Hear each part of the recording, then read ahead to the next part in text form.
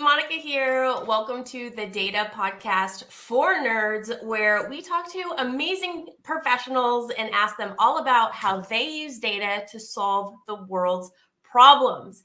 Basically, highlighting some different job areas that you might not know that are data related.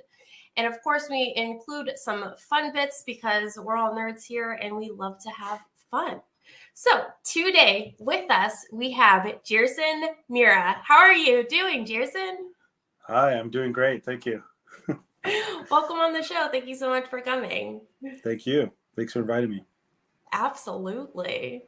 So we tend to start off our show with understanding people's origin stories. So can you tell us a little bit about your background and how you got to where you are today in your career?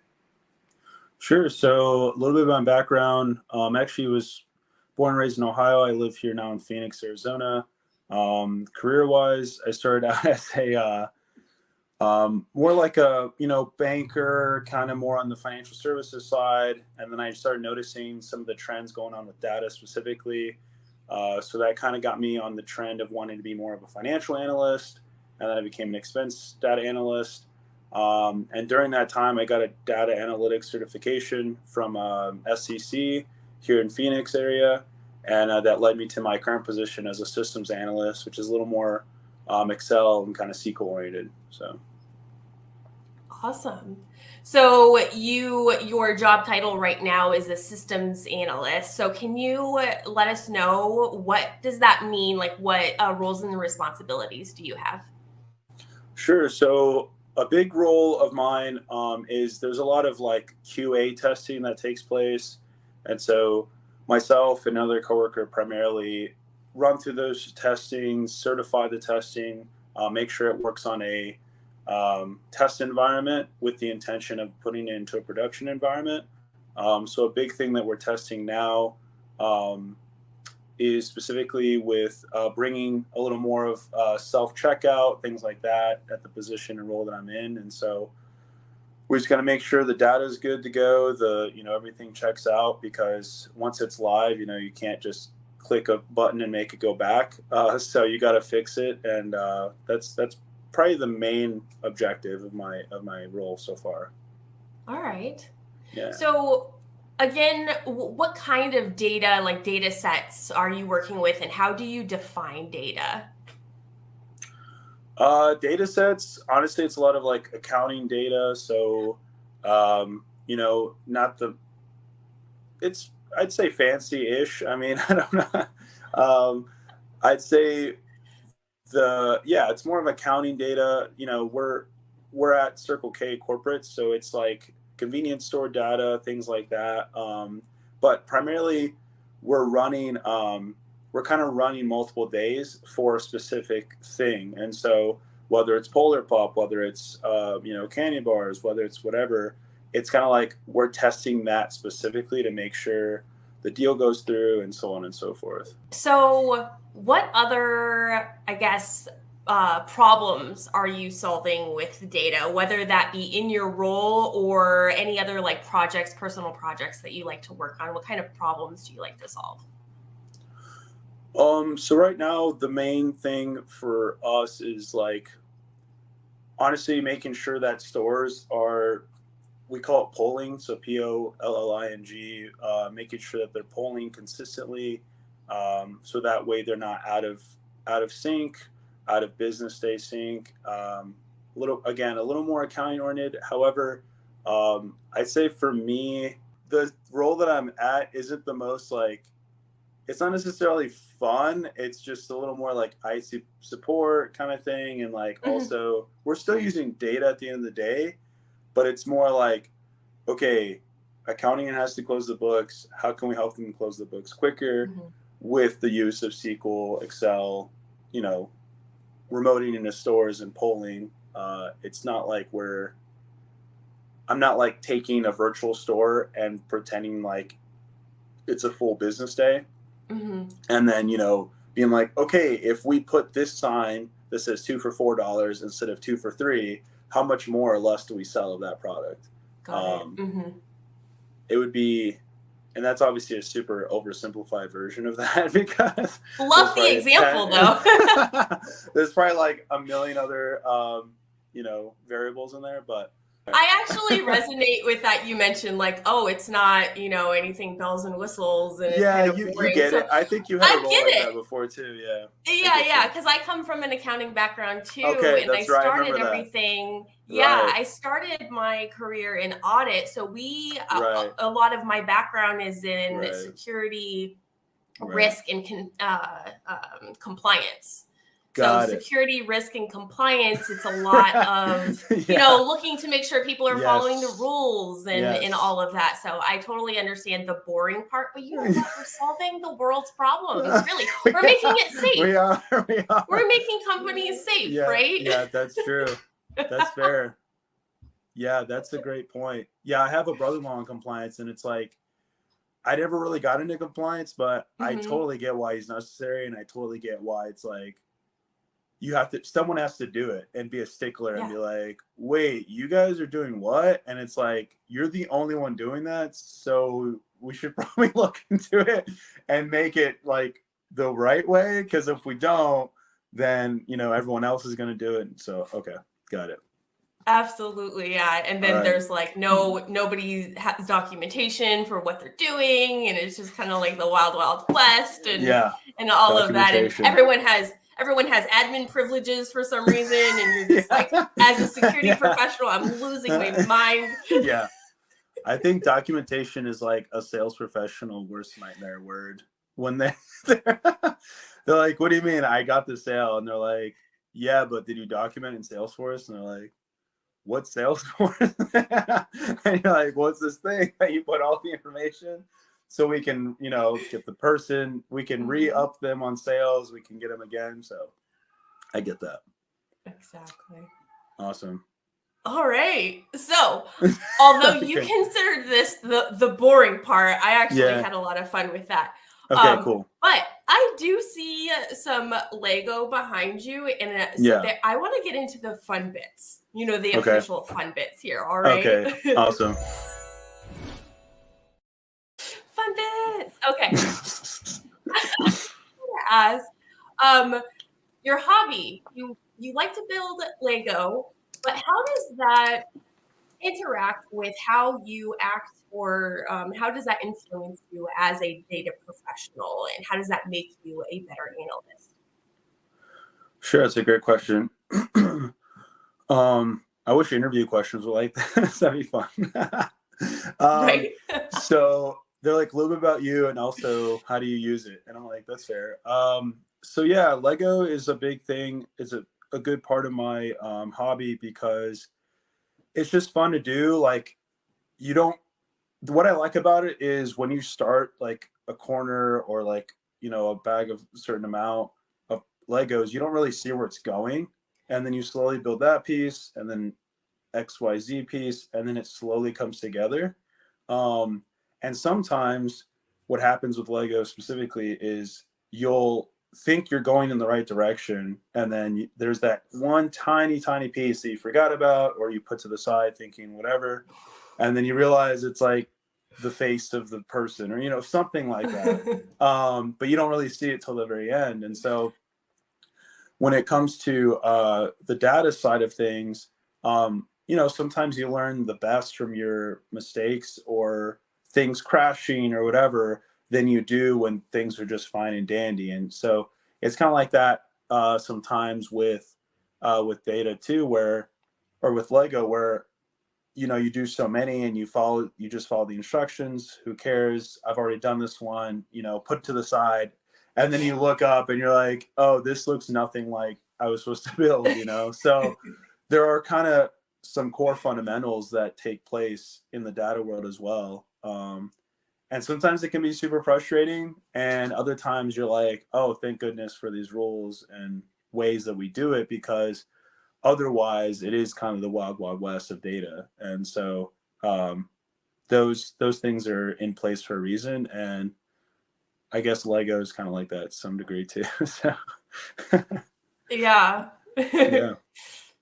So what are your favorite things to build with Lego, and how exactly does that like interface with like projects, data projects that you work on a little bit more?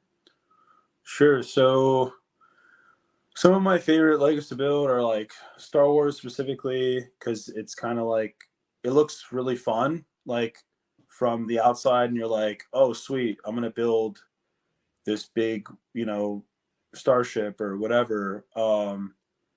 But there is sometimes it can almost be like I don't want to open the box because I know if I start, I'm gonna want to finish it. And my wife actually has to like slow it down or like be like, hey, it's okay. Like you can spread it over a couple days. It doesn't have to get done all at once. And I'm like, why would I open it to not finish it? So, That's hilarious. I literally have an unopened box over there. yeah. I have this fish tank, and I'm like, okay, I can't open it because I don't have enough time to finish all of it yet. So I'm just gonna wait. Yeah.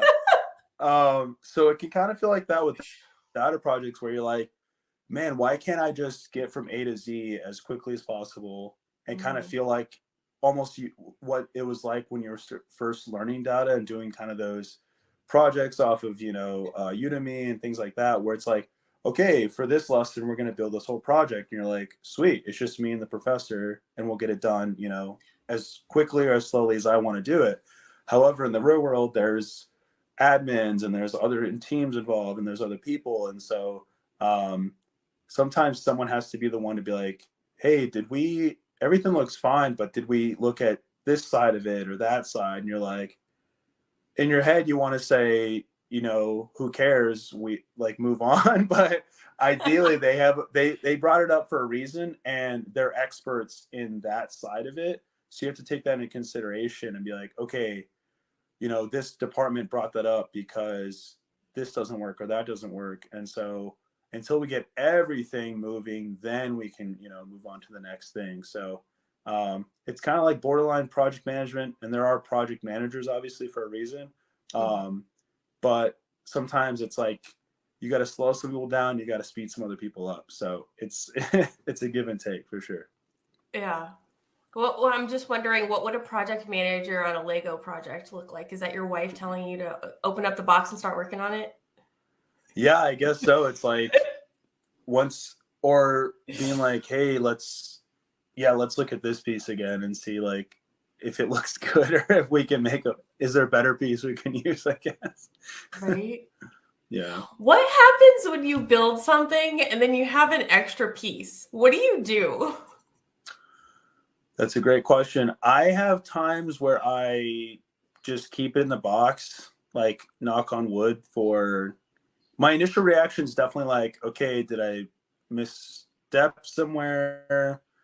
I'm not the kind of person that's gonna like go from page 100 and like slowly go back to page 1 just for one piece. That's kind of a lot. But I think for me, I have enough confidence that it's like, okay, it looks fine the way it is. I'm fine. But I think they intentionally find that people will have a piece or two missing on the way to the end. So it's almost like they're anticipating someone misplacing a piece. And that's why if you don't misplace a piece on the way to the end, you have extra. But if you don't have extra, I guess in theory you misplace a piece. So it's a conundrum. It's a conundrum because you're like, wait, I have extra pieces. Why do I have extra pieces? But then if you don't have extra pieces, you're like, I guess I did it perfectly. I don't know. So yeah, that's really interesting. We should call a Lego expert up. Exactly. I'm just trying to think about like when you're running an analysis, right? And you have just this weird anomaly. Like how much do you go into trying to figure out that anomaly, or is it a complete outlier and you just get rid of it? Right? It's kind of like that same concept I was thinking of. That's a great analogy for sure. Yeah. Interesting. I like it. Awesome. So my next question for you, you mentioned Udemy or Udacity. I forget which one. Regardless. Udemy, Coursera. Yeah. My question is, how do you like to learn new things? If there's something brand new that you want to learn, do you go to those different MOOC course resources, or what other ways do you like to learn? I know it's going to sound a little more traditional, I suppose, but in an ideal world, I like to learn more hands-on with a, professor or some sort of professional around. Just because for me, like, it's a quick affirmation if I'm doing it right or wrong. I know that may come off as like, oh, I just want a gold star for the day, or I want, my professor to be like, okay, good job, next thing, good job, and I always need somebody to be like over my shoulder. But the way that I see it is like, if this person's been in the field for X number of years, why would I not take advantage of that and ask, and definitely be like, I'm the kind of person or student that it's like, okay, I know this is what we're going for and I did it, but these are my follow-up questions. These are the things that I definitely have had a handful of times where professors like, hold on to that question, we'll get there, hold on, and they do that with me. And it's because I kind of know where they're leading up to, but I already want to get there. So I'm like, okay, cool, we did that, but what about this? What about that? And they're like, hold on, let's like, we'll get there, I swear. So for me, that's probably the best route, I'd say.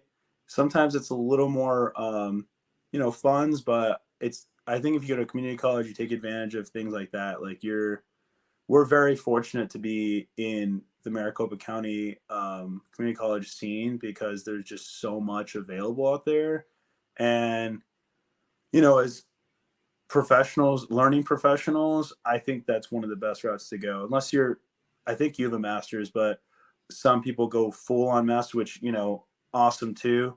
But for me, that's probably been one of the best ways. And I still utilize YouTube, Udemy, Coursera, stuff like that when like I kind of want a little more.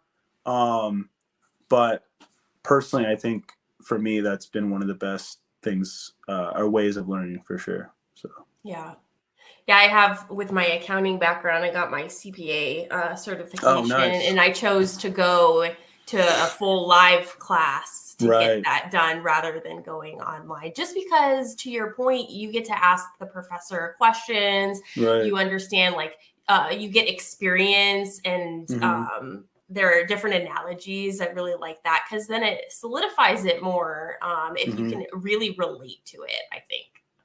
Well, and two, like, I think the office hours is something that we all love to talk about, and the professor's like, don't forget my office hours, and you're like, yes. Okay, no problem, like 1:35 to 1:45 on Tuesday, I will be there, don't you worry. And it's like the most awkward time sometimes, but if you can make that happen or like prioritize that, it will, like, I've been to some office hours where it's blown my mind, or like I'm sure there's times where I went from a certain grade to like a much higher grade just because of that office hour. Cause I'm like, I understand this a little bit, but if I go there and just don't feel as embarrassed to ask questions or whatever, then like it just makes the world's difference. So I think that's something that perhaps Udemy or Coursera may or may not have. I'm not sure. I don't know if that's a feature they are going to add eventually. But I feel like personally, I feel like they're a little more sales driven than they are like as much conceptually, there for you, I suppose, in my opinion. But, they're businesses at the end of the day. And so they got to keep it flowing. But I think as a teacher, I mean, sure, they're there for a paycheck too, but I think there's like a little bit more where they kind of want to, get you to the right place if they can. And sometimes that takes more time than just a quick Coursera course or Udemy course. So I agree. Yeah. Yeah. That's a great tip about going and utilizing office hours or utilizing networking or utilizing anything that you can utilize, right? Just be that resourceful type of person, and that will enhance your learning 100%, 10 times. Yeah. Yeah. Well, I have just one last story about that, because some of that office hours stuff with my most recent professor with a data analytics course for Excel specifically, that not only led to me getting to know her better and like why we're doing what we're doing, but I recently spoke at an alum event, like I think 2-3 weeks ago now. And I think one of the reasons for that was I went to her, I was telling her like, hey, I'm working at this place, but this is where I want to get to. How do I get there? How do I like utilize what we're learning now to brand myself to look better? And, you know, it led me to a better opportunity now. And she saw that, she looked at my LinkedIn and she was like, oh, wow, you're a perfect candidate for this alum event because you not only got the certification that I, you know, am the chair of, but you literally got an opportunity pretty shortly after. So that alone is like a great example for me, at least, or motivation to network and to know that it does, you know, come back if you want it, if you put in the effort momentarily. So Absolutely. yeah. Great example. That's awesome. Yeah, not bad. Not bad. Do you have any other final words of encouragement or recommendations for the listeners? Yeah. Oh man. I'm sure there's it's been said a million times or different ways, but just like honestly, just I personally feel like believe in yourself, use your skill set. We all learn, like we're all trying to learn the same skills. We're all trying to get better at what we do. So like really try to look at yourself and see what distinguishes you amongst your other, you know, candidates or amongst other people. A lot of times that comes down to personality traits. It comes down to how you sell yourself, you know, how you use your star, you know, at situation, task, action, result examples. And honestly, just like don't be afraid to get creative and use maybe something that seems mundane as a way to be like, okay, there was something there, like how can I pull it out of there to create, you know, a star situation out of it, or something that comes off better. Because for me, I came out of not a traditional route necessarily into data, and some people have that privilege of going that way. And now there's data analytics or business analytics like degrees, let alone, you know, certifications and all that. So just don't get lost in that, and just keep finding your light, I guess, to shine out there. So Love it. that's all I got. That's my Disney quote of the day. Well, if any of the listeners have any follow-up questions, where can they find and or follow you? Yeah, so I have a LinkedIn. I think just look up my name, Gerson Meira. Knock on wood, I'm like the only Gerson Meira I think on LinkedIn right now. And yeah, that'll probably be the best way to follow me, I'd say right there. All right. Sounds good. Well, Awesome. Gerson, thank you so much again for coming on the show. It was a pleasure getting to talk with you and learn more about Lego and how it relates to data. Awesome. Thanks, Monica. Appreciate it. Thank you. And as always, folks, happy learning.